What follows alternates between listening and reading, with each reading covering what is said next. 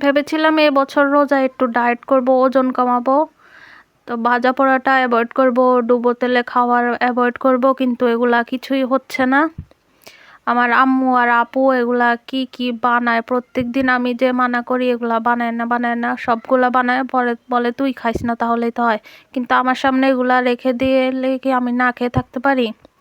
ইফতারের টেবিলে যখন সবাই একসাথে খেতে বসি তখন সবাই ভাজা পোড়া খায়, আমি কি আর শুধু সালাদ খাইতে পারি? তো এগুলাই খাই আর মোটা হইতেছি। তো এবছর আর ওজন কমাবো হবে না রোজায়। তো এটা বানাইছে ডিম চপটা, অনেক বেশি মজা হয়েছিল আজকে। তারপর বানাইছিল ডাল পুরি, ছোলা, আলুর চপ, আর এটা ছিল পেঁয়াজের পাকোড়া, তারপর ছিল বাঁধাকপির পেঁয়াজু।